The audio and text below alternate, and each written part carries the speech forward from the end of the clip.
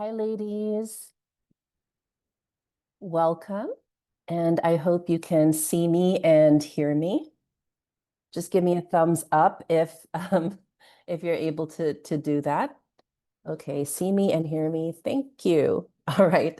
So I want to welcome all of you to this third and final Zoom session for Wife Material. So this is really brought to you by a council that I am holding from June, this Sunday, the 22nd, all the way through to October. So it's a 4-month journey.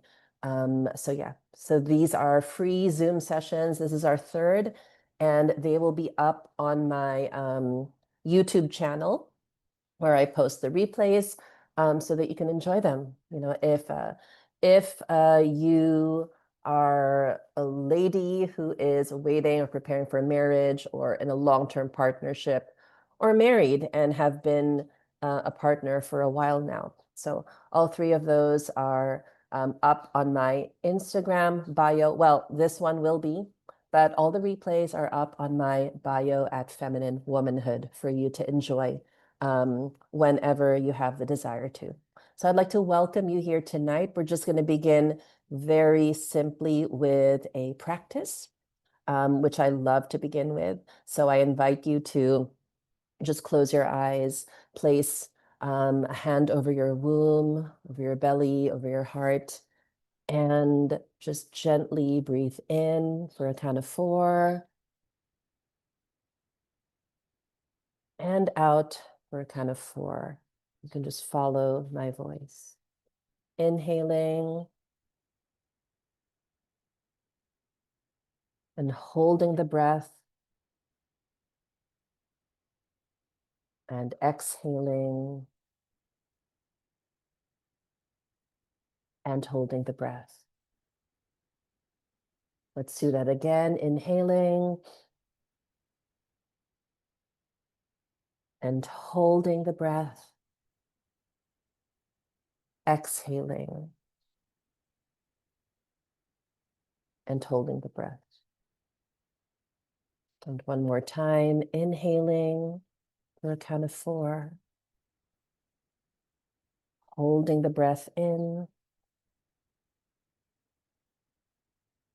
And then gently exhaling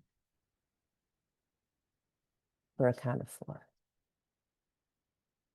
Just gently sway from side to side and allow your body to feel grounded into the earth beneath you through the seat that you are on. And just breathe into your body. I am not here to perform. I'm not here to contort.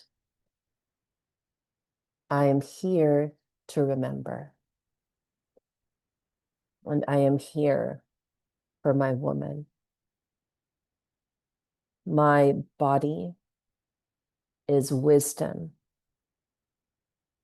and my biology is wisdom, and my feminine design is good. So let's just breathe in again for a count of 4. And hold that breath for a count of 4. And then exhale for a count of 4 again. And hold that breath. Inhaling again, count of 4. Holding the breath. And then exhaling. And holding the breath. Last time, inhale for a count of 4. And holding it in. And then finally, exhaling.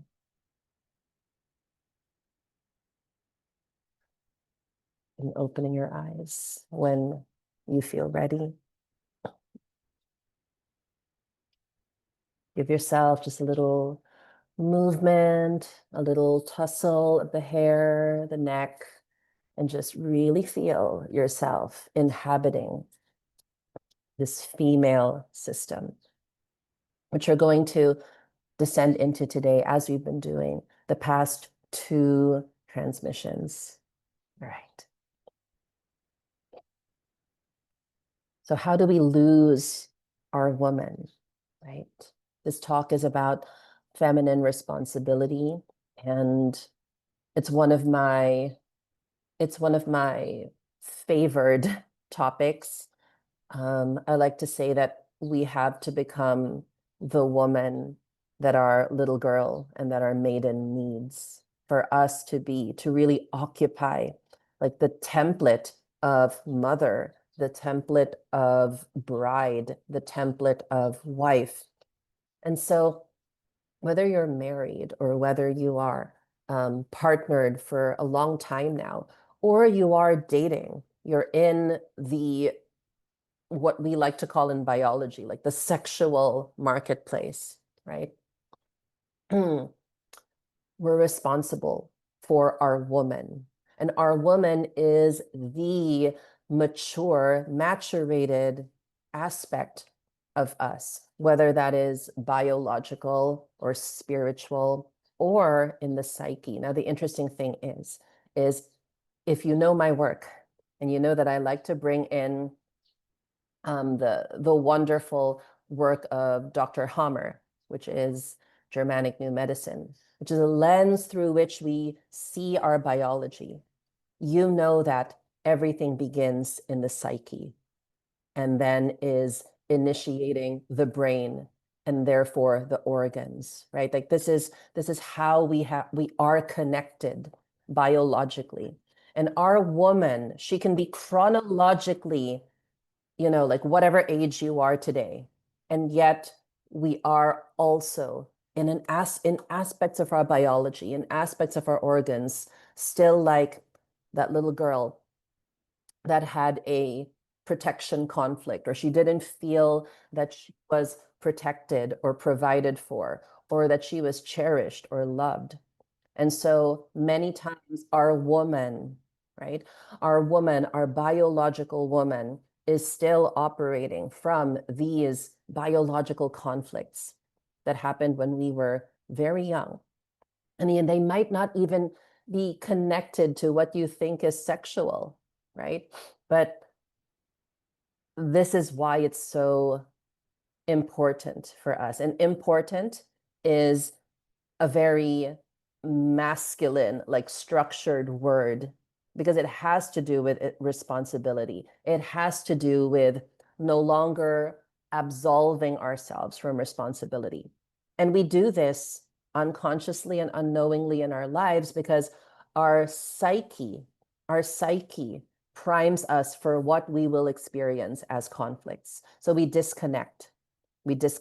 We override our biological design and our instincts, even when we are in relationship. In order to keep the peace, we perform, we contort to a version of femininity that isn't rooted in this mature womanly design that lives inside of our chromosomes, inside of our DNA, inside of our cells. Our very good friend in this collective of masculine and feminine energetics. His name is Dr. John Gray, and I think you all know who he is. He's the author of Men Are from Mars, Women Are from Venus, and he says that when women give more than they receive, they become resentful and they become exhausted. And we all know this, like we all know that from like a felt sense. But what really happens in the body, like what happens in the biology of a woman who has not been responsible in the area of receiving? We're going to talk about that today. Another favorite of ours, Dr. Pat Allen, for all of those who are my classmates in like Jillian Pothier's field, who personally knows the good doctor. Dr. Pat Allen, fundamental teaching of hers is a woman must respect her own feelings and values before she can respect a man, right? That is also true biologically. And you might be thinking, okay, Martine, yeah, I know, like I have a female biology. Like, let's get to like the deeper thing. It is the deeper thing, right? Our woman cannot mature if our biology is still maturation wise at the age of 11 emotionally, or at the age of 6 emotionally, right? It's not possible because that aspect of self, which lives in the psyche, which comes forth every time there is a track or a trigger, a track being a reminder in the memory banks of the brain of whatever the original conflict with the masculine was, we cannot respect ourselves. And so this is why this work is so important to us, like spiritually. And in terms of spiritually, I'm reminded of, what Jesus says, like in the Gospel of Matthew. He says, let your yes mean yes and your no mean no. Now that is more like in a larger sense about our responsibility to self, right? But to a woman, responsibility to self is something nobody can give us, even if it is influenced, like our psyche is influenced by what happened to us. Nobody but ourselves can take responsibility for our feelings, for our feminine design, how we are particularly wired in terms of like the brain and the perception, and God's original design for us, which is really this template of woman. Whether you choose to become a mother or not in this lifetime, everything that you are instinctively, biologically, is so that you can birth, whether that be literally having babies or even metaphorically having metaphorical children, a business, a creation, like a book or a performance, or whatever it is that you make matter, that matters in the world. And so today, the most profound invitation and reflection for us will be, where in our lives have we erased? Have we erased this responsibility through no fault of our own? Okay. I want to stress that when we are looking at things biologically, and this is more a conscious and aware practice, and I do this with little kids, right? When I teach this. So take your hands and place them here on your head, right? Because in terms of like reference point, when we think of the psyche, we think of the mind. And when we think of the mind, we think of the brain, right? So I want you to just tell your brain, there is no good or bad today. And you can feel it's going to fight you, right? No good or bad in biology.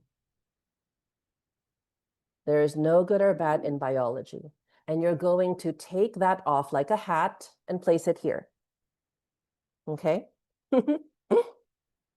Place it here. Because when we're speaking about the biology, there is no good or bad. There is just what is. It's an ontological truth, meaning it doesn't change. It is formed and it is informed by lineage, by culture, by society, by religion. But those are downstream from our biology. And so when you take that and you consciously place it here, okay, like everything I've made wrong, everything I've made a judgment, everything I have made, I can't believe I did that. We're going to park that here.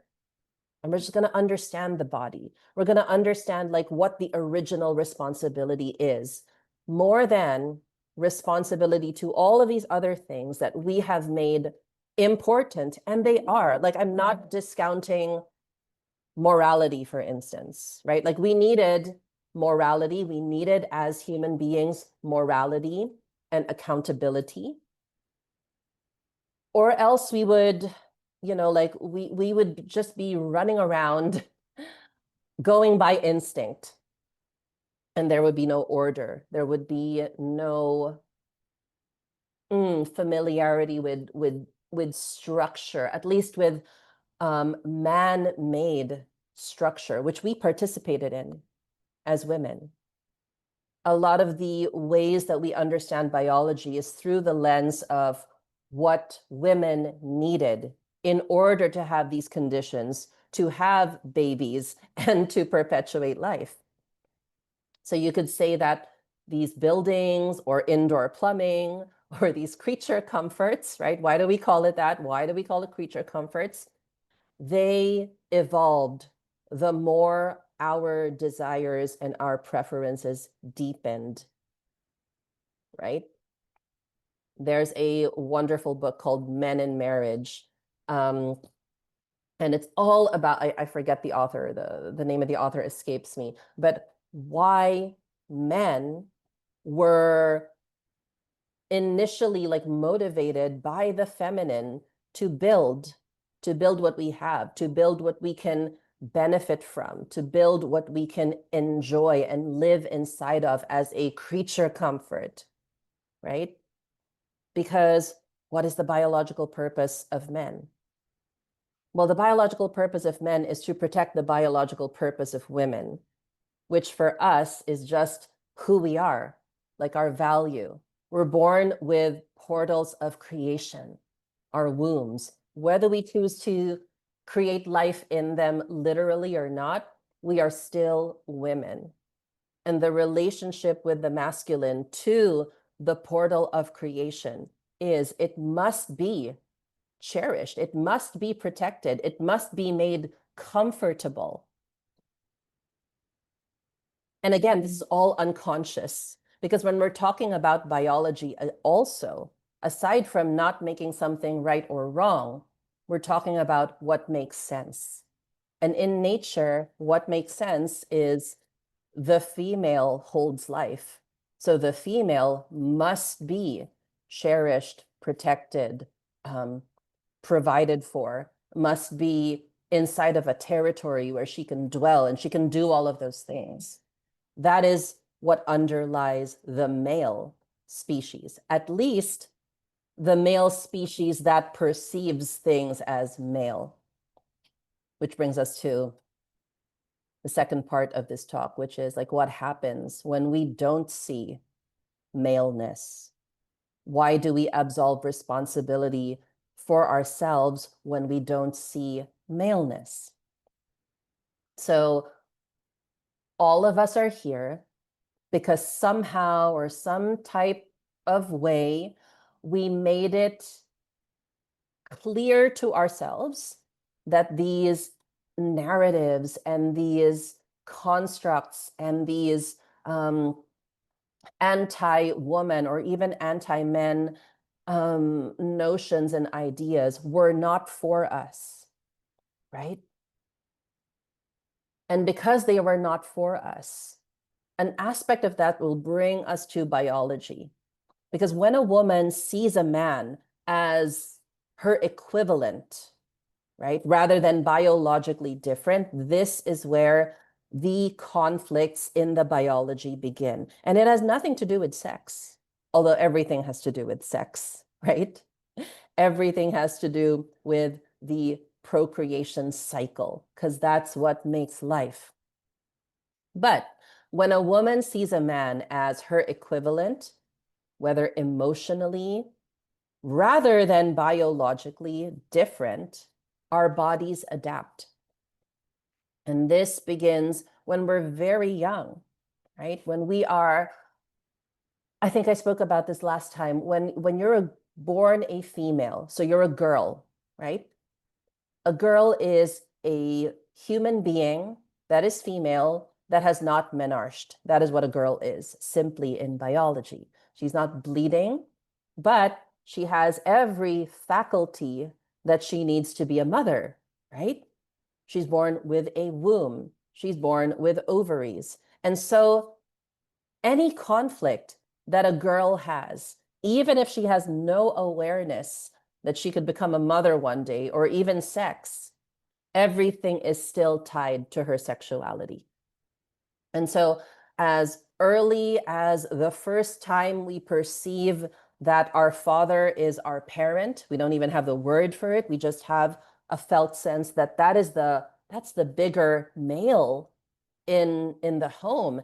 And this is, this is the bigger female. They don't even have these words, but like when we're little girls, we know who our mother is and we know who our father is. And when our father or the prominent male, biologically speaking, does not cherish or does not value or does something even as simple as leave the room, what do you think a 2-year-old or a 3-year-old female might experience, right? She might experience a separation conflict, like, oh, like where's the big male that makes us have this feeling of protection? And again, this little 2-year-old does not have the words or the cognizance for this. She just has the felt sense, right? That moment there, that moment, that instant inside of her entire timeline is what you might call a sexual conflict, because it's a conflict around being female, which means I am not safe in nature. So the main conflict of a female, an animal, a human, is, am I safe to be this portal of creation in this dangerous world where there are all of these other strange things like that I don't know about? That's the main conflict of a woman, no matter how old she is. And it becomes more layered as we get older. We start to experience the sexual frustration conflict, for instance, when we're, I don't know, 9 or 10 years old, and we start to notice, oh, this boy is very cute. He's very, like, I want to know him in a different way than I do my best friend who is a girl, right? At 9, you don't know anything about sex, although you may have watched like a Disney film where at the end the princess kisses the prince, and that creates a sexual association, not malicious, again, like nothing good or bad here, but like when you're 9 or 10 years old, which typically for us is around the threshold of when we got our menarche, so between 9 to 16 usually is when typically a human being will have her first bleed. In that arc of time, she will have several sexual frustration conflicts. Now, what is that? A sexual frustration conflict has to, remember, when we're talking about biology, it has to also apply to the animals. So this has nothing to do with our human preference or our human view of things. It just has to do with what makes sense in nature. So when a 9 or 10-year-old girl has a crush and it is not reciprocated by either the boy saying, I like you back, or maybe the boy, also expressing interest, she can have a sexual frustration conflict, which basically means I don't know the man that I belong to, because that's the function of relationship. It is a function of who do I belong to, so that who I belong to, I can relate with, and who I belong to, I can fulfill this, this felt sense in my biology of having children. Even if I don't consciously want to have children at 9 or 10 years old, remember, the truth of our biology is intact throughout all of our lives, at least until we stop bleeding, which we'll get to in a little bit, when we talk about being over 50 and what that feels like sexually. So when we see men as male and our procreative drives are not fulfilled, we will have all of these sexual frustration conflicts. It's likened to a female lion in the wild, never ever meeting her mate, and she remains unmated until she dies. That's the biological equivalent that we experience when we have our first crush and he doesn't like us back. When we have our first sexual encounter and we realize, oh, maybe I shouldn't have hooked up with that guy in the back of the car at 16 years old, right? It's the same function that we feel when we've been married for a long time and the sex has dried up. And we no longer see our husband as, we've had 3 children, but right now, instinctually, biologically, he doesn't seem like the father of my children. Is this making sense? Is the distinction between what is biological and what is downstream of all of that, like our preference, our, like what is relevant to us, what we have lived in our lives, right? So we really have to distinguish, like, what is happening, like, biologically, and how can I be responsible for that? So when we have this confusion, right, when we are unable to understand what is underneath all of these things that present as real experiences in our lives, we can always go to biology and see, okay, like, why have I been with this gentleman for 9 months and I don't know if I'm his girlfriend? I don't know, like, what we are. There's no certainty. There's no like identity to our relationship. Yes, a woman can have an identity conflict, biologically speaking, because why? Remember, we are born valuable as the valuable sex, while males are born to be the useful sex, right? And so when our value, like our innate value biologically, is not met by the requirements that we need, we will suffer an identity conflict. Like, okay, there's something that doesn't make sense about me being a woman because I don't know who I am to this man that I have been dating. Or there is something that is fundamentally confusing about who I am in this marriage because my husband doesn't look at me anymore, or he's having an affair, right? Identity is so fundamental biologically to a woman because it defines who we are in nature. It shows us who we belong to. And when we do not have that reference point, interestingly enough, just like the sexual frustration, which I forgot to mention, manifests in the cervix, in the vagina, in the clitoris, and in the menstrual cycle, an identity conflict can be found inside of symptoms like breast issues, acne, hair loss, right? Again, this is more like, remember, I'm speaking through the lens of Germanic New Medicine, of GNM, which provides that all of our symptoms, bodily symptoms, are related to some kind of fundamental conflict around our biology. Okay. So when a male is not orienting to us as if we were female, we can have a conflict of identity. The fundamental conflict being, I don't know who I am to this person. That can even happen as early, like I said, with our fathers. When our fathers do not participate in templating us to be a woman that needs protection, that needs provision, whose feelings need to be cherished first before my own,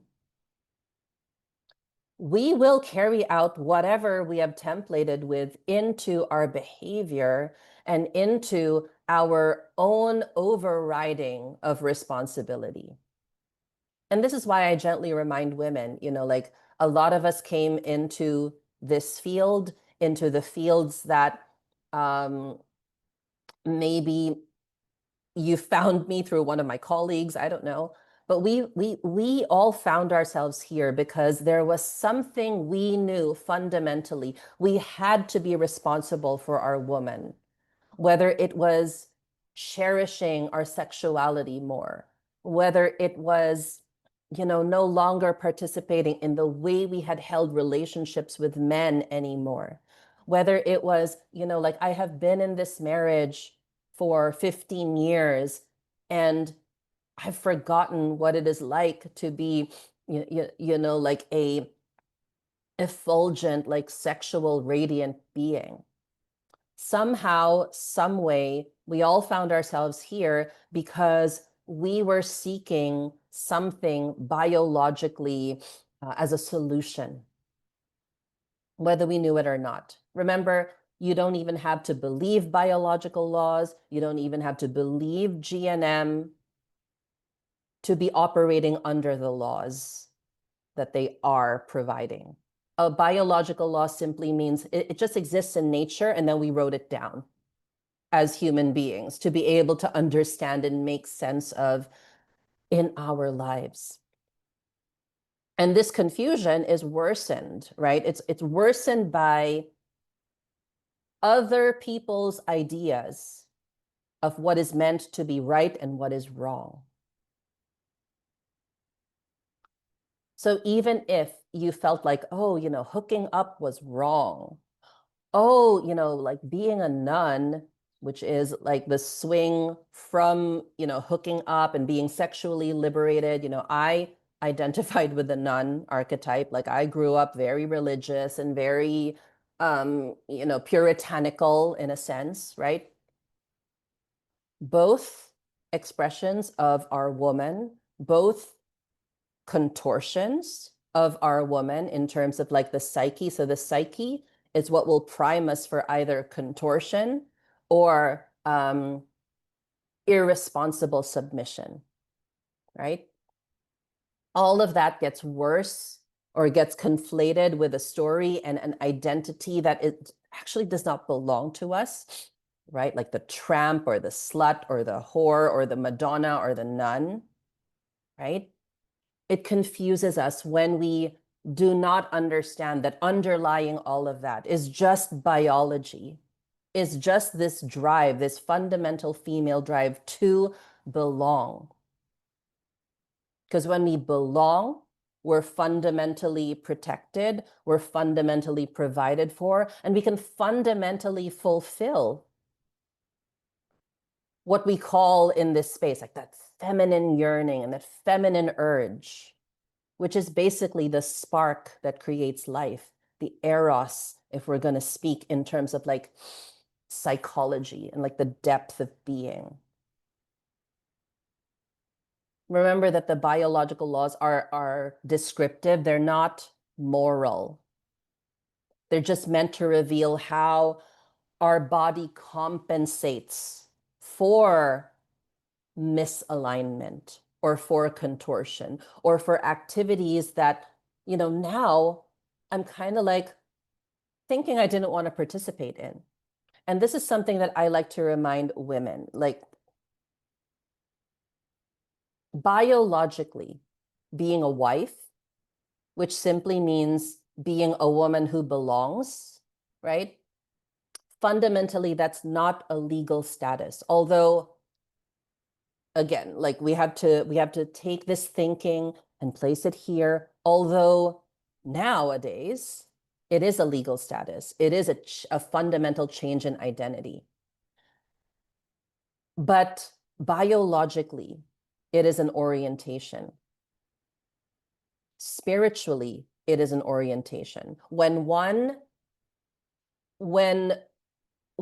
embodies her relational power and she honors her creational ability, that's at the foundational level what it means to be a woman who belongs, a woman who is a wife. Many have been legally married, and I've seen this, especially where I come from in terms of a religious upbringing. Many are legally married and yet never truly entered a wife state. And also culturally, like I also come from parts of my lineage where, wife was just a property transfer, right? Likewise, some have never been legally wed, but carry this like full sacrificial and generative template of wife. So many times we have to, when we're looking at things biologically, we have to be willing to hold nuance around someone's identity, especially when we're talking about like divorce, separation. Separation may be what we call like biological, whether it is emotional or physical detachment. And I'm walking some women through separation right now, right? And they know this. They now know this to be true. Like maybe my religion or my family lineage, like made it taboo for me to want separation. But biologically, like physical detachment and emotionally, it makes sense. And I'm speaking in two experiences where there wasn't really a real marriage, like just backtracking here. Some people get married and then why are they never able to have children? Right? If we're going to parse through that biologically, it does mean that one or either or both of those partners are not sexually congruent, not compatible. This has nothing to do with performing the act of sex, but like biologically, there is like at the level of DNA, at the level of biological conflict, that man or that woman does not see that man or the woman that they're married to as the father of their children, fundamentally and biologically. Even if consciously, oh, yes, let's get married and have children and populate our lineage. So there has to be this nuance. And this is why, there are so many women that have self-worth issues when they get divorced or they get separated, especially when they're living inside of an experience that makes that wrong or that makes that bad or that makes that, oh, like God doesn't want that, right? And so a lot of what we have to be responsible for biologically and spiritually are these contexts and these what we call narratives, right? Which equals identity, right? These contexts that we live inside of that keep us in like biological loops and make us feel like a failure. Oh, I failed in my marriage. I divorced that person. Oh, I'm a failure. No man will take me now because I'm divorced or because I'm separated or because I am divorced and I have a child, right? What we often see as failure is not always, actually never a failure in biological terms. In biological terms, a separation, a divorce, leaving a man, right? Biologically is an acknowledgement of misalignment, of sexual frustration, of betrayal conflicts. Yes, it's an actual conflict in the biology when you are betrayed, meaning like your partner lied and cheated on you, your body changes. Ironically, the concept of divorce became sanctioned through religious structures. If those of you who've researched religious history and understand that divorce was actually sanctioned by Henry VIII because he wanted to marry, I don't know, his second wife or something like that. So even religious contexts frames and identities must be seen with discernment and must be brought to like the touchstone of biology. There's no shame in the end of a marriage, biologically speaking, right?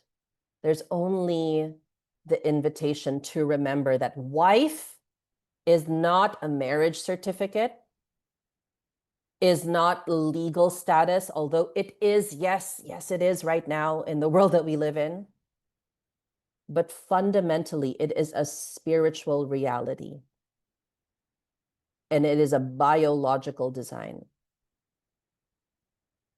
And I'm saying this because I know a number of women, who come to my spaces are, like married, having trouble with their marriage, have been in a long-term relationship, don't know what to do because the man is not defining the relationship. The question isn't, like, am I legally his wife? Am I going to be damaged goods? Am I going to lessen my value? All these red pill kerfuffle. But the question is, God, did I remain coherent to my feminine truth when I look at it from a biological perspective?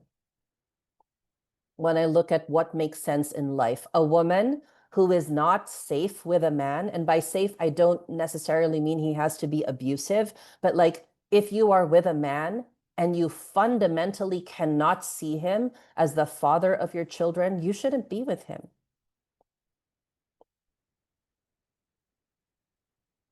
Right? Biologically speaking. And that is the same function when you are dating a man for a long time and you are confusing wifely responsibilities, with your girlfriend status, right? I've spoken about this before. Because fundamentally underlying your entire design is, do I belong to this man? Or am I settling for an arrangement that is overriding my innate value in the entire order of creation? Because some of us do that. Again, nothing, no right or wrong here. Some of us do that because we still have to solve the original problem in nature for likely not being cherished by our own fathers.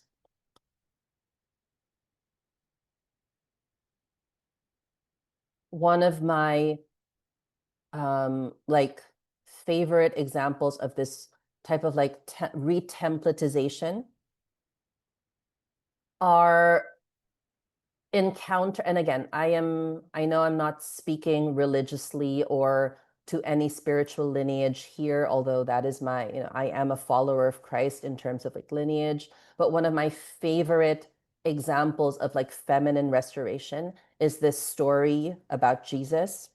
And he encountered this woman who was married, had been married 5 times and was currently living with a man who wasn't her husband. So this is from the Gospel of John in the Bible.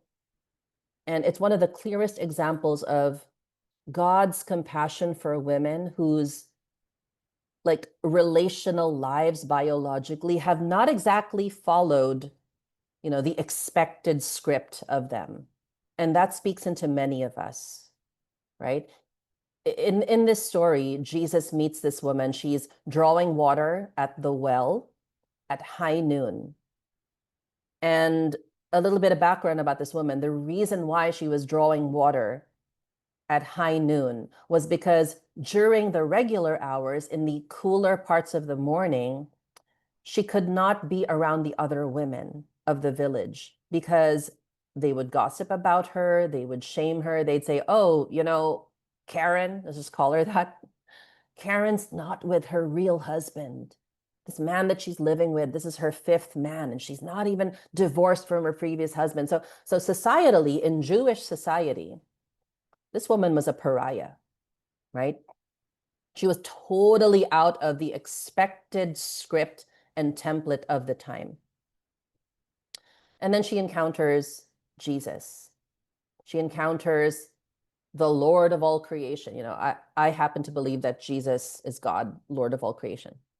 And he names her reality. And this is what we do in biology. We just name what is real and honest. He says, you have 5 husbands, and the one that you're with is not your husband, correct? And you've been searching a long time, like for who you belong to. Am I correct? Those are not Jesus's words. Those are my additions. But basically, when she encountered the living creator, the living God, which is what Jesus is and was, at least for those of us who are in that lineage and believe in his word, she encountered God. He offered her living water. So as she was drawing water from the well, as the story goes, Jesus said, well, I can give you living water. What does that mean in the context of our teaching today? It means that when we return to our original creational design, the design of the creator for us, we receive living water, like renewal, reconnection, spiritual retemplatization. And the story goes that he healed her, whatever she was experiencing, without shame. And she ended up, like becoming one of his disciples and devoted disciples, right? Her life changed. Now, this is not like some altar call or some spiritual thing that I'm inviting you to, but this is what is fundamental to all of us. When we return to our original design of creation, what I call our Edenic design, we go to what God does for women, to what the Creator does for women, names the truth of what we have experienced. Oh, so you did that in your life? You slept with that man, you hooked up with him because it was fundamentally tied to a biological identity issue that you had with your father? That's fine. You can now rest in the freedom and the liberation of what your biology adapted you for, right? A woman who's had a string of lovers isn't dirty. She isn't bad, but she does have a sexual frustration conflict of wanting to belong to a man. And once she realizes that, she's like, oh, that is so interesting. And yet very relieving, because now I don't have to slap on a label of, what society labels us with, like these sluts and these, loose women and these Jezebels, right? We can restore without shame. And that is what creational design, Edenic design, biological design does for women. It names the truth of our experience and offers us restoration. And this is why, something like GNM or coming home to God is a masculine energy. Masculine energy is directional. It solves the problem. Biological truth, very, a lot of women, they don't want to, oh, Martine, I don't want to talk about the biology. I just want to talk about how I'm feeling right now. That's fine. Like, feel everything. But masculine energy is problem solving. Feminine energy, yes, is the feeling and connection, but we need both so that we do not collapse in our history, in our preferences, in what we engaged in. And then we go into this entire, like I've supported a lot of women like coming to Jesus moments, right? And a lot of them just stay in this state of, oh, I did so many wrong things. I'm so wrong. I'm so like not worthy to be someone's wife because I've had all these strings of partners. And then here are all these red pill masculine men saying, oh, a woman who's had all these partners, she is like damaged goods. No, no. The masculine face of God masculine energy, the creator, whom I refer to as Father, the Logos principle in life itself, it's seeking to solve this problem. And it's saying, you didn't do anything wrong. You were just inside of an experience where you had to find who you belonged to because you're a female. And females' fundamental need is to belong. And so if we have collapsed our boundaries in the name of belonging to a man or connecting to a man, even if we never ended up belonging to him, marrying him, or him being our partner, understand this. There is no judgment on you, biologically speaking. And this ought to free us and liberate us to walk in alignment with what does serve us. And this is why I love seeing so many devotionally templated women coming into the desire to be a wife, to really belong to someone, versus living inside of this sexual frustration conflict and trying, like trying my luck. Because, honey, you are already blessed just by virtue of being a woman. We just need to understand, okay, like all of the ways I have not been responsible were ultimately not really my fault. But they led me to this, again, this masculine frame of God, this masculine frame of my biology and the laws. Laws are masculine. Order, function, belonging, right?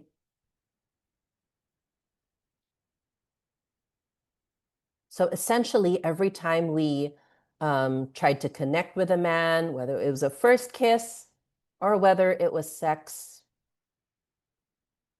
it is because we were fundamentally trying to fulfill our design, a state of being. That's why wife is essentially not a status. In nature, there are no wives or no girlfriends. In nature, you have a mate and you procreate with that mate. And I know that that is not essentially like what we live in human society, but it underlies everything that we have created and we have adapted for human society. And we just have to remember that, like, we can be, I have so many friends who are unmarried and yet embodying wife codes. These are women who make order. They nurture order in their relationships. They set relational tone in their relationships. Their men serve them and keep them well. So I don't want you to see when I'm talking about a wife to be, like married in church.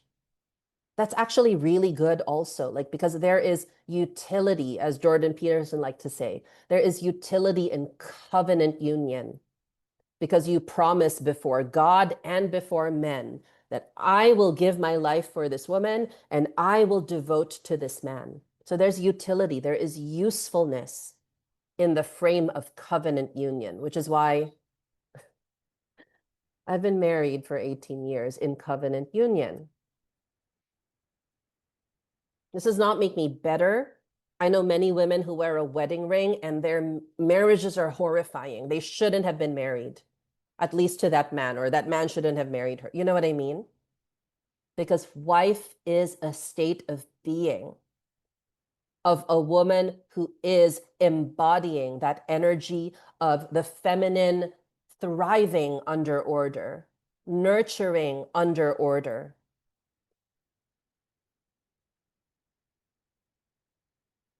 A wife is a woman who chooses to be cherished. She uses her instincts to fulfill that biological duty. It is her duty to be cherished. A woman in wife energy produces good fruit. Jesus says, you will know them by their fruit. A wife who produces good fruit, even if she's not married,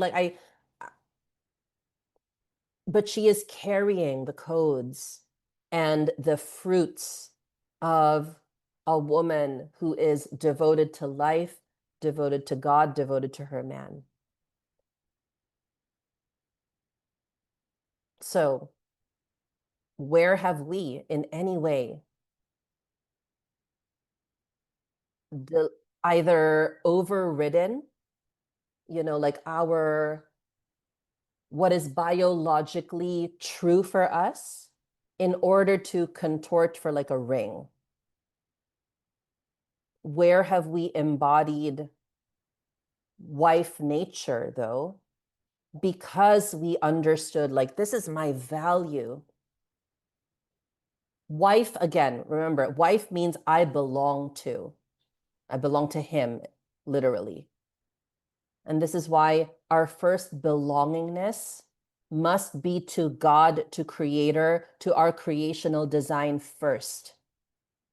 When we are anchored in that, then when we go out there and we date men and we experience being a woman in the world of men,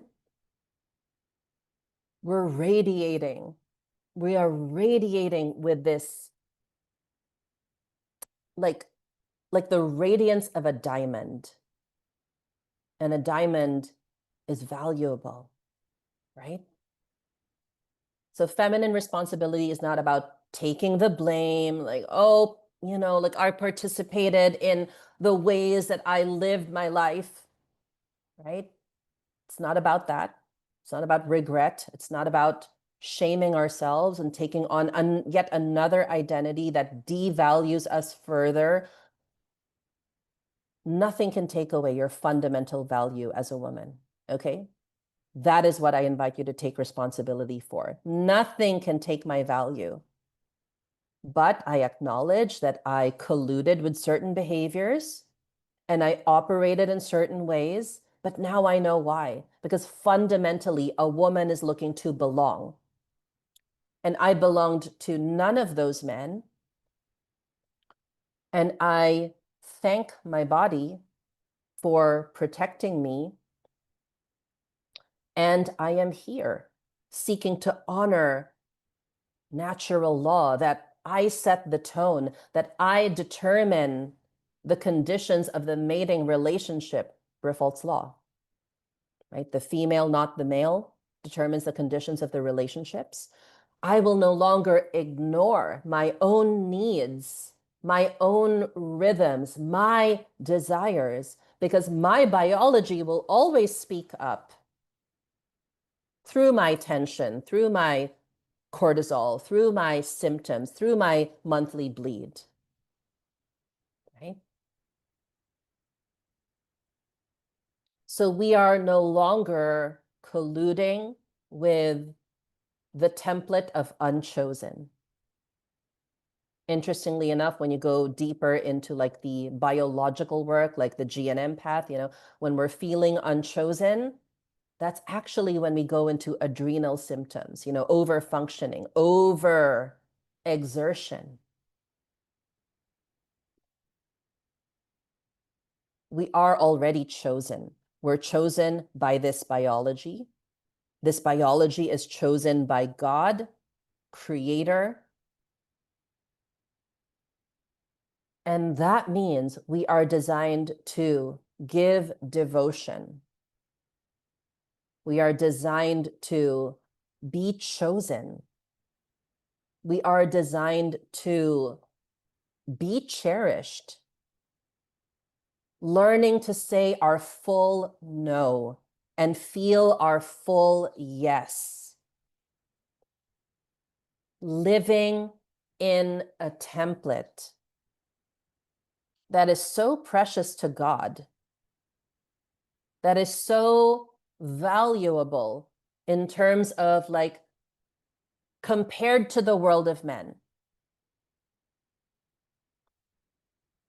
You are responsible for respecting your female design.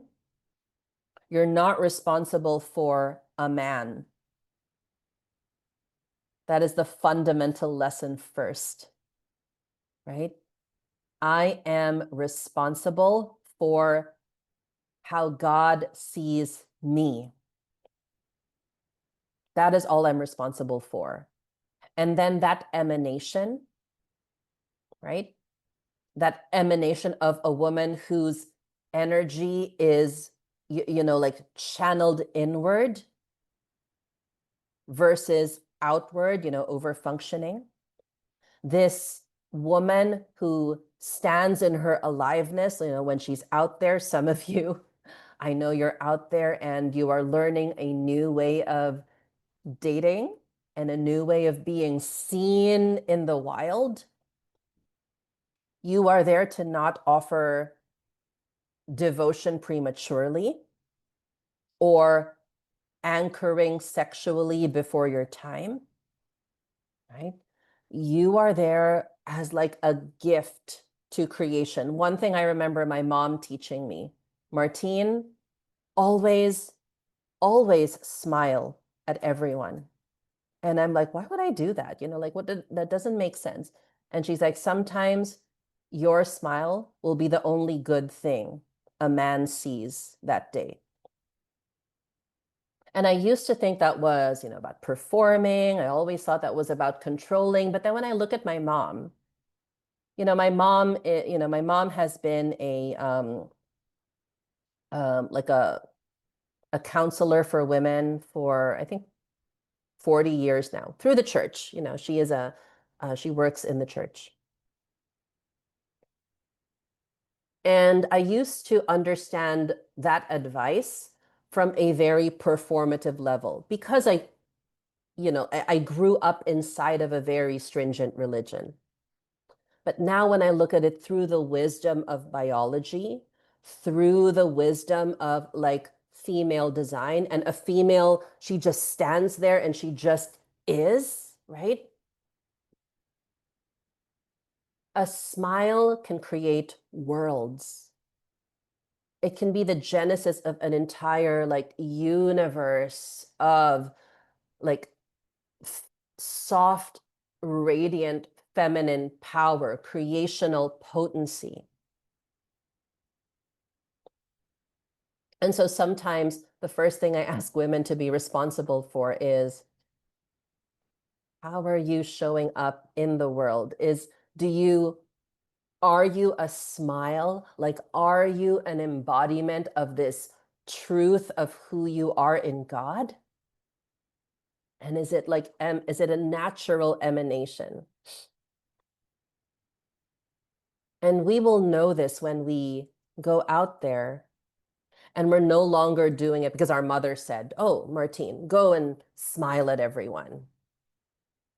Now, like at my age, I'm probably the age of my mom when she gave me that advice. Now I'm in my mid 40s. And I remember her sharing that with me as a teenager, right? Now I know that it's not about performance. It is not about contortion. It is not about, oh, the poor men in the world, let's give them a smile. It is a template. It is a state of being. You being a woman, you living inside of this template of, I belong to God anyway. Nobody could take away my belongingness if I belong to God, to creation, to to be like the apex of creation. That is what a female is. Without her, there would be no this. Without the womb of the earth, there would be no nature. The logos without the eros. So embrace this responsibility to self. Embrace how valuable you and your sex are. Embrace how precious you are to men.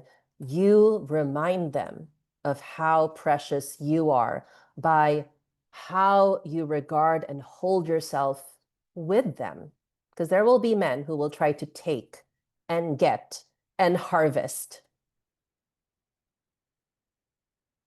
You are responsible for how you are seen and, yes, pedestaled. I'm going to use that word, although depending on psyche, that can be very egoic. But how you are pedestaled in the grand scheme of life and creation.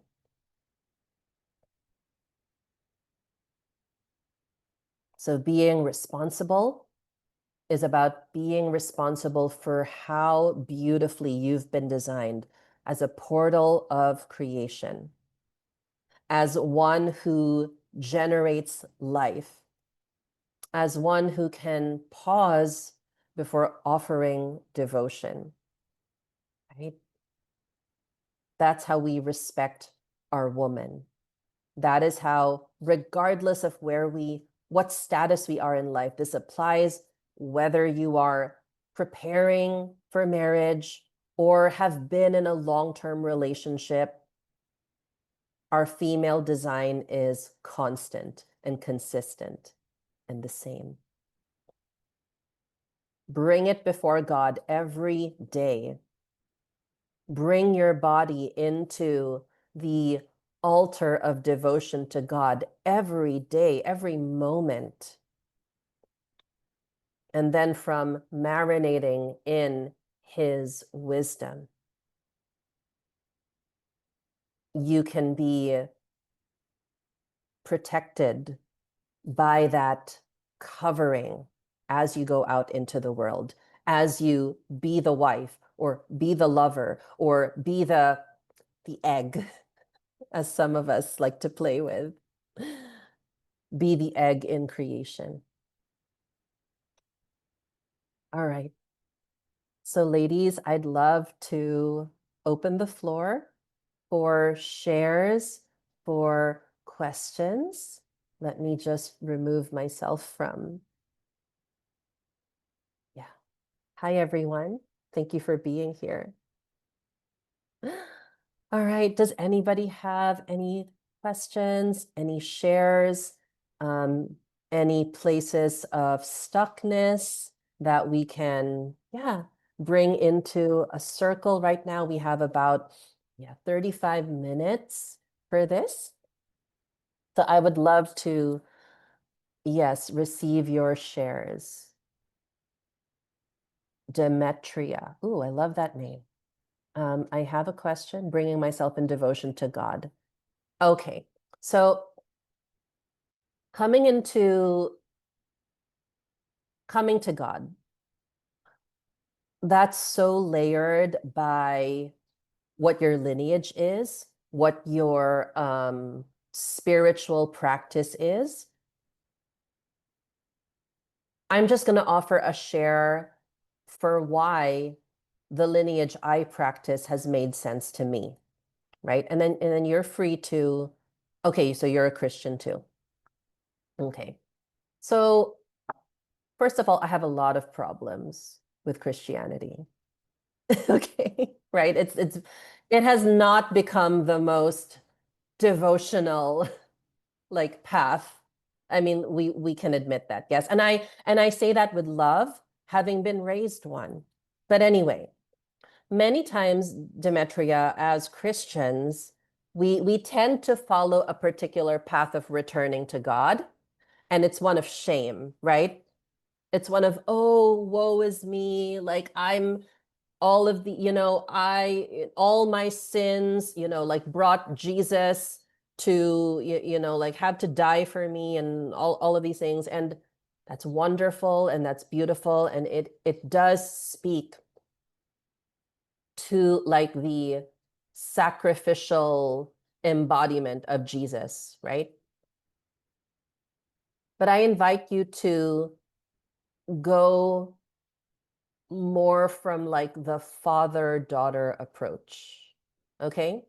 Instead of this fire and brimstone, you're going to hell approach, which hasn't been helpful. I mean, that's one of my problems with Christianity. Being a Christian myself, I am actually an Orthodox Christian. Okay. But I would bring myself to go outside in nature. I would root into the ground and start affirming my femininity, my female design. So I'm just going to get my notes here. Okay. So I have some notes on how I pray, and how I teach women. So when I pray, I no longer, like when I'm praying for my woman, I'm no longer praying, this whole like sinner's prayer, right? Which we're all familiar with. Like we are, I mean, yeah, nobody is perfect but God. I mean, even Jesus said that, right? So no more of this ruminating and marinating in my shame and my guilt and my, like what I've done, all the mistakes I've made. Like God knows that. I like to go to the parable of the prodigal son, right? The prodigal son is one of my favorite parables. It is one of my most favorite stories of Jesus because it shows there like the posture of God and whatever he regards as his children. So the younger son in the story of the prodigal son, he was impatient. He wanted to go like live his life, and then he asked for his father's share of the inheritance. Like, Father, give me what you owe me, and I'm gonna go and I'm gonna like live my life. So this father, of course, says, yes, go, of course, go and live your life. And then he squanders all of his money until he, gets sick, becomes poor, um, and virtually gets stranded in a different country. So he finally has this moment where he wakes up and he says like, oh, like I'm going to go home to my father and I'm going to work for him. Because I spent all of the money that he gave me, just go work for him. So immediately this prodigal son takes on this identity of shame. And many of us, when we're looking at what we've done biologically, we do that too. And this scripture has actually been used many times by Christians as it's kind of like it's kind of like an allegory for people who are not in church, right? And it's so much more than that. Because when we come home to God, we are actually coming home to this physical body. And so the repentance and forgiveness here is not so much, oh, I didn't go to church all my life and I didn't know Jesus when I was young. I mean, like, hello, I did that. Me. You all know like my history of growing up religious, right? And it's not about that. It's not about, oh, not knowing God when you were young and then finding a church, being baptized and like going to a Bible study. That's not what the story is about. The story is about even if this young man went and lived his life on reckless living, he was still inside his father's kingdom. This father was very rich. He owned all of the lands. So there is nothing that you can do, biologically speaking, that can remove you from the scope of God. Like he knows everything. You don't have to go back to God. He is always there. You just have to say, okay, God, I know you never left me. I know that in all of my decisions, in all of my notions of what sin is and what wrong is and what bad is, you never left. Like this story, if you all want to read it in your own time, right? It is the parable of the prodigal son in the Gospel of Luke, right? It is all about like risk, like the importance of forgiveness of self first. Forgiveness really means accepting what I have done, receiving and extending this love, this compassion that I get from my father, regardless of what I do. So you can have done what human beings will say are shameful things. But God never left you. Father never leaves you. The Father never leaves. It's just our perception that changes. So a better way to say, yeah, I went away from God and I came back to him. No, it's like I was blind, but now I see. God has always seen me. I, like maybe put on the blinder so that I could do my reckless living and do the things that, seeking love, seeking the belonging, seeking the partner, seeking in other lands, whatever your metaphorical other lands were. But you can start by saying, okay, thank you, God. Even if in my psyche I feel regret, even in my perception I feel sinful, your design for me biologically, like, can take me in or out of that. And I thank you for the way that you have made me. So yes, you can start with affirmation. I think affirmation is so very powerful than a prayer of shame, than a prayer of, oh, the very puritanical type prayer. Oh, like I'm depraved and I'm like so disgusting. And like, no, affirm how God sees you. Little girl, you were just looking to belong. You were just looking to belong.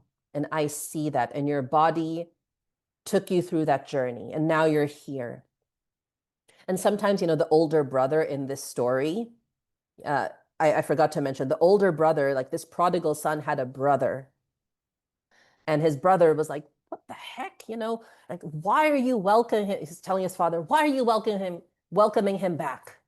Like, why? He did all of those things. He squandered your money. He lived recklessly, right? Sometimes our psyche will keep us in that story of separation. Oh, I'm not good enough for God. You can never, ever say what you are to God. Only he can say that about you. And from what we see here in the father, he says, he says to the behaved son, it's like, everything I have is yours. Don't judge your brother for what he had every right to do in order to find himself. Does that make sense, Demetria? Right? So instead of living, because sometimes the narrative of sin can keep us very deep in self-devaluation, which again presents in the body in a whole host of other symptoms, right? Yes, going back to how he created us. It's the remembrance of that. You're welcome. Okay, let's take Jordan and then Alyssa. Hi, Jordan. Good to see you here. I love the pink. Oh, thank you. It's my favorite color. Cheers. I love pink too. I love pink. Um, Thank you so much, Martine, for this transmission and this time with you. Um, I love that idea of the wife as a state of being. Yeah. And I could really feel that in myself. And I'm unpartnered, but I can connect to that in myself. So my question was, you were talking about the feminine fundamental biological need to belong. Yes. Mm. Mhm. And I'm curious in that kind of I'm curious what the fundamental biological need would be for a man then. Is it like Okay. to Hmm. claim or Yes, to it is. okay, So, okay. when we're talking about males, so let's distinguish male and maleness and men, right? A male is a male when he has testes and a penis. That's what a male is. He can seed life, but he becomes a man when he claims a territory. So this is like speaking in like biological evolutionary terms. Like, let's say there's an alpha and a beta male, right? These are not like terms to be doled out for human beings, but they've been used in describing how animals behave. An alpha is the one who has the most territory. The beta is the one who doesn't get to mate. That's simply what it means. So fundamentally, like if our fundamental need, whether we choose it or not consciously, is to give birth, their fundamental need is to acquire territory so that they can give their territory to a female to give birth in. Does that make sense? Mm-hmm. Yeah. So these are all operating for us as human beings in the undercurrent of our biology. That's why it feels so good when a man takes care of you. You know, there's kind of like this familiar yet new sensation of, wow, like this man just wants to do everything for me, like protect me, give me a house, pay for my bills. It fundamentally like feels good. Not just good in the egoic sense, but like good for the female, right? For the nature of the female to have such protection and such provision that she can feel safe to become pregnant and usher in life, because we're vulnerable when we're pregnant, right? We're susceptible to everything in nature. So a man's value, like his fundamental need, is to do. A female's fundamental need is just to exist for the potential of giving life somehow, some kind of way down the road as she becomes an adult woman. So for them, it is, I have to have a purpose. I have to put my purpose into something. I have to give my purpose so that, you know, that can look like acquired territory so that I can take care of a woman. Because without him like giving to a woman, his lineage stops with him, right? There's no more, there's no more of him like down the line if he doesn't claim a woman. And in nature, in especially using GNM language, right? The Germanic New Medicine language, a man sees a woman that he loves as his territory, and he will take care of what he loves because it is his territory. Just like we as females, when we have babies, or even when we have like pets, right? We have that nurturance. It's like an innate nurturance that we have. That is the same function and felt sense of a man when he sees a woman as his territory. Like it's like a mother seeing her child and wanting to take care of it. Does that make sense? Yes, it Yeah. does. Yes. Yes. Thank you. You're welcome. And so, ladies, when you're vetting a man, you're actually vetting for that felt sense. Like, am I someone he cherishes in the same reflexive way that a mother would cherish their child? Okay. Alyssa. Hi, beauty. Hi. Hi. Hmm. Um, oh, okay. So it's interesting. I was just thinking about, well, some of my history of like coming out of being in the world of like open relationship and Yes. realizing that was so like incorrect for me. And it's interesting because I like inside of that relational system, it was okay. Like it was acceptable for him to, like pursue other women. And I Yeah. could just never find an okayness in my body with it. Like it was like I was trying to tell myself that it was okay. And I realized that like, it's like no matter what he told, no matter how he reassured me, like the fact that he was like centering and caring for the feelings of another woman, right? Even if he cared for mine as well, it was like my system couldn't make sense of it.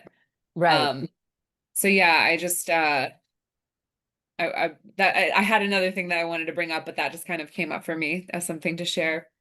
Yeah. Because well, and it's actually related because in this way of like I'm still coming to terms with like my own like biology and how like coming into acceptance of it and like even trying to bring some lightness and humor to it. So Yes. Yes. part of part of why I bring this up is like, you know that I am available, right? And Yes.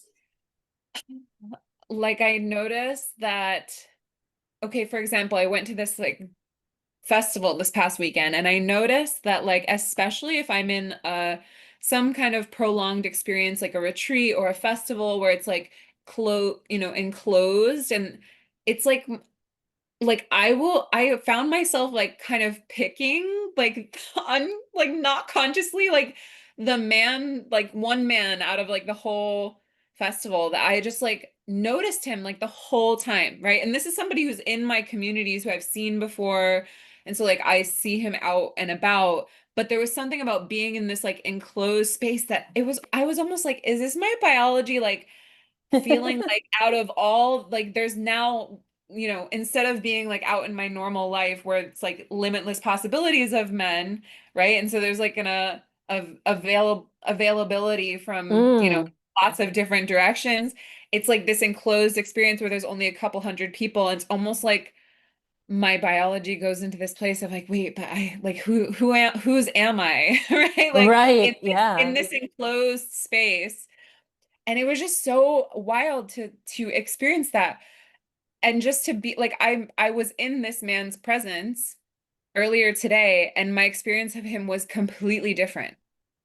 Like Mm, it's just, and I'm like, yes. what is going on here? But I know, and I'm like, I think I bring a lot more yeah, like I said, lightness to it, but I still find myself like having these moments where I'm like, can you stop looking at him? Like what? Like It's more like an interesting observation of it's like recalibrating. So Dr. Patricia Allen talks about this a lot. She's like, when we're weaning, when we're weaning from men, like let's say we've engaged in like a relationship style that's more open, right? The brain chemistry needs time to change, to like recalibrate.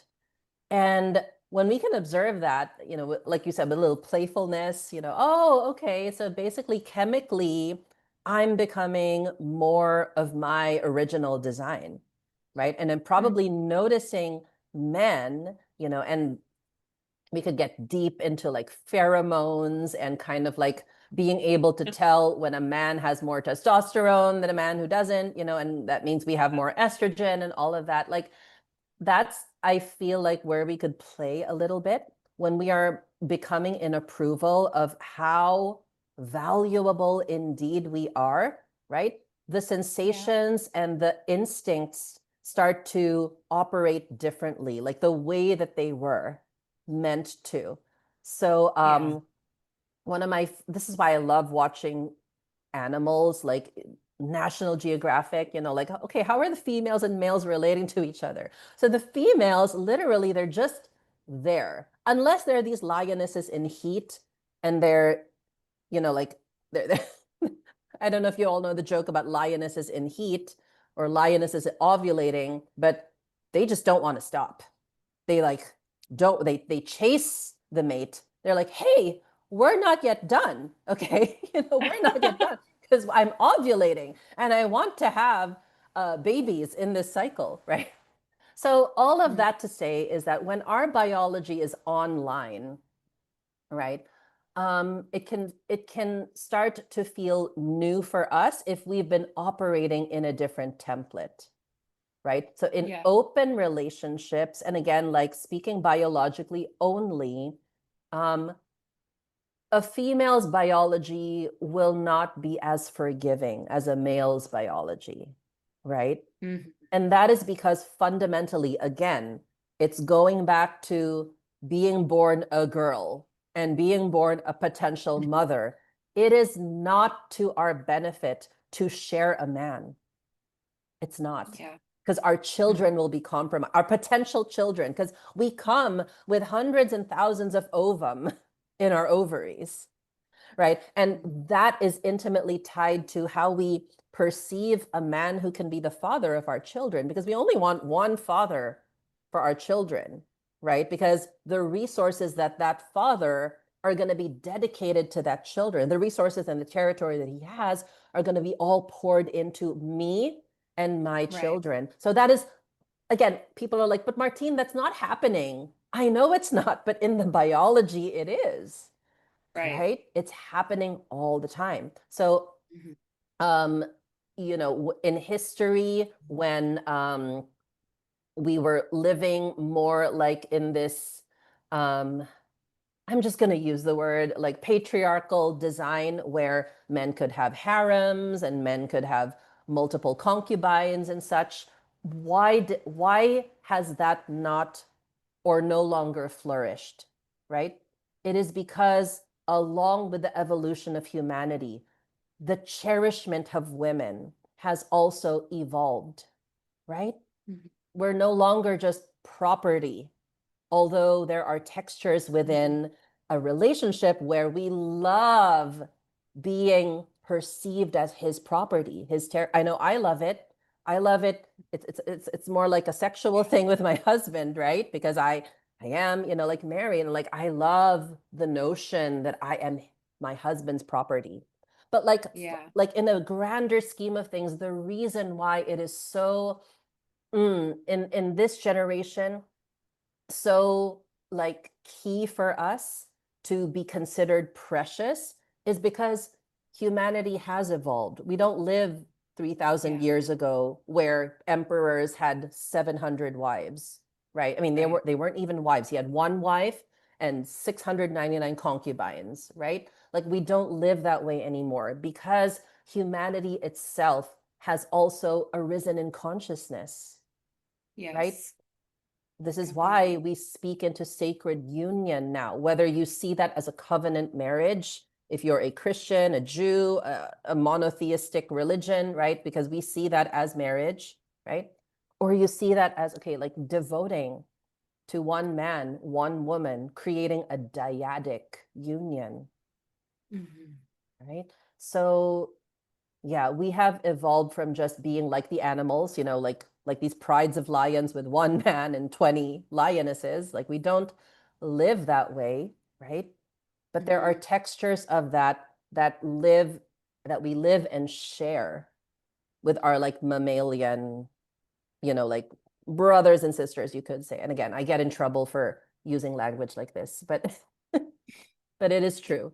And this is why it's such a nuanced and layered, multi-dimensional experience to be a human woman, but rooted in that preciousness that God sees us as. You know, when he created Eve, right? She has long been considered like the apex of creation because she was the last to be made. And why is that? Because that confers our design and how men are meant to regard us. That we are meant to be seen as precious and cherished. And that's how we reflexively know that a man would sacrifice and, you know, give his life for us. Wow. Yeah. Actually, hearing you say that, it just kind of landed for me like that man be created first and then like it's like if women Woman. like and then women like to be tended by like the stronger creature Yes. essentially, which is Yes. so beautiful and feels so rightful. And it's interesting, like I love that you know shared about this. Like I feel like there is this sort of cultural, like so many cultural kind of questions around like devotional union and marriage right now. And even in my social circles, the conversations are happening. And like the other day, somebody shared with me that their perception of marriage has been really like, oh, it was like after the agricultural revolution, and it was so that you know men could pass their territory on to their children, and that's like true, right? It's And true. I'm Yeah. like, and what I stand in is like, as you said, we as humans have evolved. Like there's like a spiritual evolution that's happening along with the biological evolution, or like that Yes. can be a part of that, and the Mm. invitation to be a part of that. because of what becomes possible inside of a covenant union, inside of a devoted Exactly. union of two people who then get to be of service to family, to community, right? And like, yeah, there's that's so powerful. So yeah, thank you for Yeah. sharing this. And thank you for sharing that, Alyssa. Beautiful question.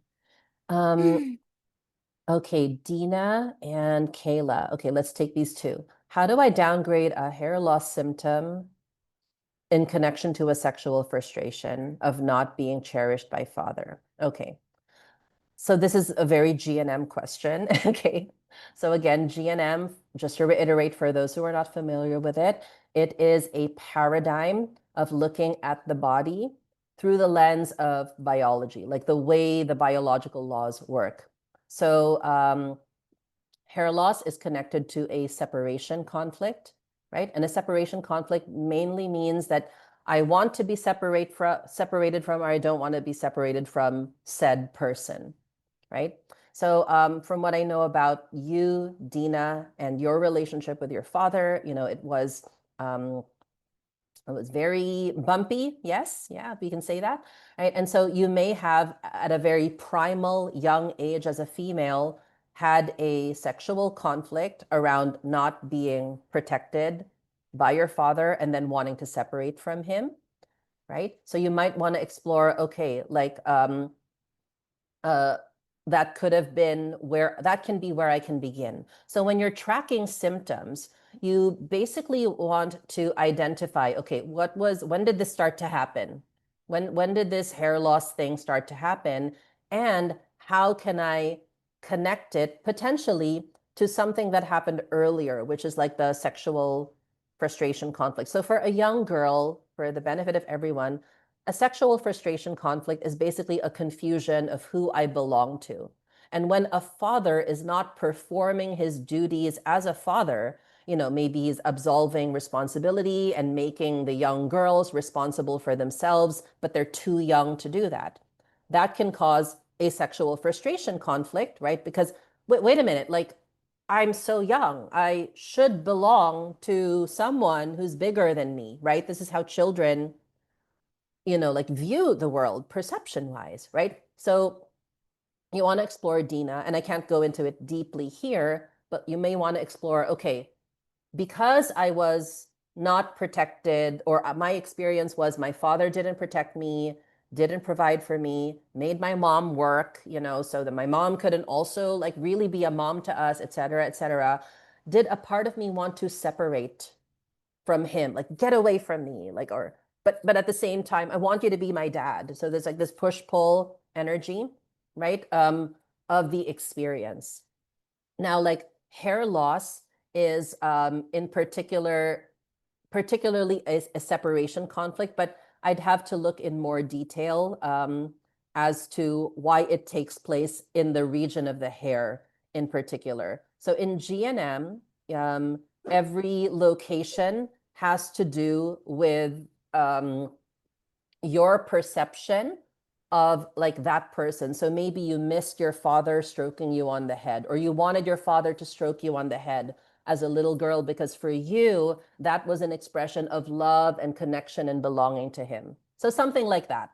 Okay. So you'd want to do a timeline, right? And I can give you like a format for a timeline, right? But basically, you want to look at, okay, what was the original event? What was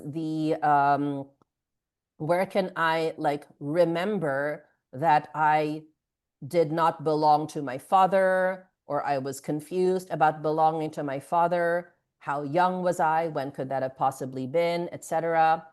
How did that make me feel? So did I have this perception of not belonging to him and then missing him, but then also feeling turned off by him and wanting to get away from him? Like you really have to dive deep into the association that your psyche made around that experience. Does that make sense? Yeah, it makes a lot of sense. I'm actually here with my sister, and so we Oh, both got curious about that. yeah. And yeah, it's interesting because like our hair loss thing has always been like an issue for all of my sisters. I have four Mm, sisters and my mom. And so this is really interesting. yeah. Definitely looking forward to looking into it more. I know that you shared like the circle thing. Would that be like a good symptom to track through? The which one? The The you sent a link before in our one-on-one on the circle. Like Brandon Bozarth's GNM AI. yeah, something Yeah. about like Yeah, yeah, yeah. so So Brandon's one of the people I work with, and he has a, root cause report. So you can go mhm, to Brandon Bozarth's bio or his website. You can type in your hair loss symptom, right? And then he has mhm, some questions about, when did it begin? Like when, mhm, and it generates for you a report of what the potential biological conflicts could be. And then mhm, from then on, you can kind of like sort of have like a map to work mhm, with to identify the conflicts. And of course, you'd need to check because AI, isn't 100% like correct, right? So but it's basically a good place to begin. Yeah. So okay. yeah, you can go to his website, Brandon Bozarth, and find the root cause report. It's free for everyone, right? So if Mhm, any of you are interested in investigating your symptoms from a GNM lens, right, you can go to Brandon's website. I'm a friend, and also I work with him. Like he's also been one of my co-mentors and practitioners, and has trained me also in other aspects mhm. of coaching, right? So yeah, that would be a very helpful place to start. Yeah. That's really cool. Thank you so much, Martine. Okay, Thank you for me and my sister Lena. you're welcome, Lena and It's Dina. been like this annoying thing that like we're always so frustrated by like every time there's like a bigger stressor, like that starts happening and it's like what the heck? Like Yeah. it's gonna like lose all my hair. Yeah, yeah, it happens. I had it happen every time after I had a baby, so Yeah. now I understand, oh, makes sense because like I'm forming a new identity, like I'm having all of these, like multi-layered separation conflict, sexual conflict, about being a mother. So Yeah. so the reason for understanding the biological purpose, ladies, of anything is for it to just land and for us not to be, like, oh my gosh, like what's wrong with me? Why am I, like this way? Like what could be the problem? There's no problem. There's a biological reason for it. And when we can connect that, we can kind of like, our system kind of like says, okay, now I get it. Now I can manage the hair loss, like by eating biotin rich foods to create more hair, like things like that. So it's to inform us, and it's to give us a sense of like well-being. Okay. Thanks, Dina. Kayla, okay, so this will be our last question, ladies. Can you elaborate about being in public and smiling and our true feminine essence versus what we've been told is leading men on and asking for unwanted attention? Great question. Okay, so bringing it down first to the biological purpose. What's the biological purpose of a smile, do you think? Just a guess, just venture a guess. What do you think is the biological purpose of a female smiling? Hmm?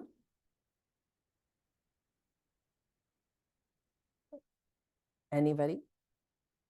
That's one, yeah, to communicate availability, kindness, receptivity, yes.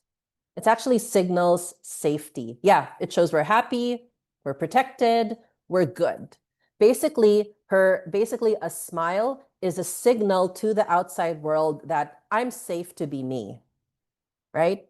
So when you're safe to be you, there's a quiet confidence in you. And when there's a confidence in you, it's very compelling to the male species. Now, what is the male species in the big scope of nature? The male species is basically out there to be attracted to females. Like they are objectively attracted to females. Ask any man, there is like a ontologically, and when I say ontological, nothing can go against that, right? That's basically what we're saying. It's foundational to the grand scheme of creation when something is ontological. So it's ontological in all males to be fascinated by women.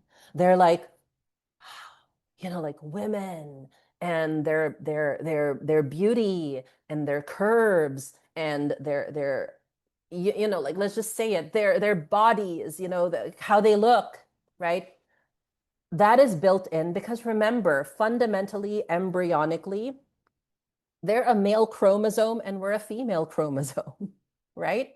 Like fundamentally, there's just attraction there. It has nothing to do, although it does in some kind of way have to do with sexual attraction, but fundamentally it's because I'm looking for what to penetrate and I'm looking to be penetrated by so that we can create life and the human race can continue. Like that is always the underbelly of male and female relating, regardless if you're attracted to them or not. But the compulsion of men is to be attracted to all women, right? So one of my mentors, he teaches the biological relationships, Dr. Sasha. He puts it this way. He's like, if you're a woman, right, and you go into a room of 100 men, how many of those men will want to sleep with that women? All of them. All of them. They will want to, because that's how the male species sees a woman. It's like, I have to have her. And again, that's just speaking biologically. Now, if you're a woman and like you walk into a room with 100 men, you'll probably only want to sleep with one or two of them. Because our biology is not like a man's biology. Like we're not attracted to every man, and we shouldn't be, right? That's how much power we hold in a smile, right? So when we receive narratives about like, oh, you're asking for unwanted male attention, guess what? They're already giving you attention, whether you notice it or not. Just by you stepping into the world, being a female, a man feels that. Not sexually, nothing consciously, but a woman in an environment sets a different tone immediately. So you might want to just look at the biology of that. Okay, so like let's put the hat back on now. So the biological purpose, remember, no right or wrong. Okay, so now let's put on the hat. Now that we have that set, let's look at culture. Now culture, yes, gives us these like this narratives. Oh, that's unwanted male attention. There's truth to that. There is truth to that. And this is why, like, now that we're aware of the undercurrent of biology, that males, no matter where they're from or who they are objectively attracted to women because of this DNA embryonic level, like thing that exists ontologically in all of nature, right? I don't have to smile at all men, right? I don't have to give what is mine to give to somebody I don't want to give it to, right? So in order to like understand like who you give your smile to, you have to discern within your system. Is this a safe person to my system? Meaning, like if I drop a hanky, which is what we call a smile, right? It's like a hanky drop for a male to respond to, right? Then it is ours to discern, okay, like, it is my right to drop this hanky. It is my right to emanate this smile, right? You want to discern, like, okay, what is mine and what is in my power.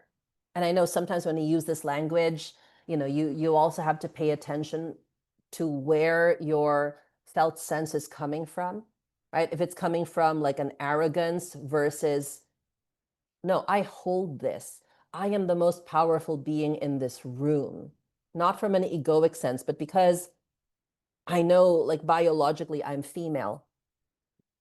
And, like men are like, women are scary because we really don't know like what they're thinking and what, what they actually think of us. And guess what?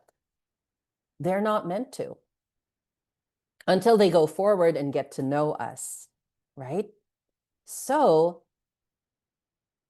Kayla, to go back to your question, instead of operating from, oh, I was told to smile at all men, remove the told, because told implies that you were ordered against your own safety, against your own discernment. Nobody has to tell you anything. You step out there because you are fully resourced, not because you were told. Yes, I was told by my mother, but remember, I was a teenager and my perception of my mother was one who gives to me, gives me advice, gives me tips, gives me terms, right? Gives me a preference that I can consider is my preference or is not my preference, right? So there's that. That's why my initial reaction to that advice was like, yuck, like why would I smile at anyone? The joke with me when I was in high school was I had a resting bitch face. And that's, I think, why my mom said, Martine, you could just smile more. You're prettier when you smile, right? So again, when you're smiling out there, understand like where that smile was birthed from. Because if it was birthed from contortion, it will feel like that sensation of unwanted attention because it was not my attention to give. It was not my intention to invite. Versus, oh, like I am pulsing and emanating with life and with just how God's cherishment and the cherishment of the men who have been good to me feels in my body. And the smile just becomes this organic, it's not even something you put on, it's a state of being. Does that make sense, Kayla? On the discernment piece, right? So remove the told, this is how I was told to do it. Remove that because that is not yours. And go into like biological purpose. I am precious. I am cherished for my being a woman. And allow that to fill and emanate and pulse through your body, right? And like, that becomes a natural overflow that results in a very natural smile. So it's very different from like what dating coaches might tell you, oh, just, smile. A man can also tell if a smile, men are very perceptive. Men are very perceptive, right? We think that they are, like they're dense and they don't get it. But when we're just looking at everything biologically speaking, they're very perceptive to if we are performing. And by the way, even if we're performing, they will latch onto that too. Not as a judgment, not as, oh, men are taking advantage of me, but because that is what we are sending out. Performing energy is more of, I don't want to get into the temporal lobes, but it's more like we're conflicted in our female area of the brain in the left hemisphere. And we shift to the male hemisphere and we're like seducing versus magnetizing. Again, there's so many energetics here. If you want to go deeper into this, let's join Wife Material if that calls to you. Although I love sharing this here. It's just that it's such a unique experience to each woman. Like her magnetism is really her template of magnetism for her, right? And it is a result of how she has embodied this template of, just being so precious in the eyes of God and therefore translated as not demanding, but rightfully claiming what is hers from men, which is cherishment. Like I am not available for anything less than my value as a woman being cherished. See how that brings a natural smile, yeah, to our being. Okay. Ladies, I want to thank you for joining me tonight. It's morning for me, so I'm just about to start the day, but I want to thank you for joining me. These live streams are going to be posted until the end of June on the YouTube links that I have provided. After that, if you feel that you want to join us inside Wife Material, that is starting this Sunday, June the 22nd. So we have an opening ceremony this June the 22nd. To join, you can either pay in full at $650 USD, or we have a payment plan of like $69 a month, which you can pay monthly. So I'd love to have some of you, if that is in your desire. We go much deeper into these, the energetics, the biology, the spiritual responsibility. I have 4 beautiful guests who will be joining me as co-teachers throughout this journey. And I'd love to have some of you join us if that's in your desire. So you can check out Wife Material. It is in the link below this video when I post this on YouTube. And it's also at Feminine Womanhood on Instagram. So we'd love to have some of you there, whether you are dating or you are in a long-term relationship and you're desiring, like I think I need a infusion of like sacred biology and spiritual template, then join us. Okay. Sending you so much love, ladies. Thank you for your presence. And I hope that you enjoyed these 3 sessions. And I'm so excited to, reunite with all of you over on Instagram. So thank you. God bless. Have a wonderful evening. Bye-bye.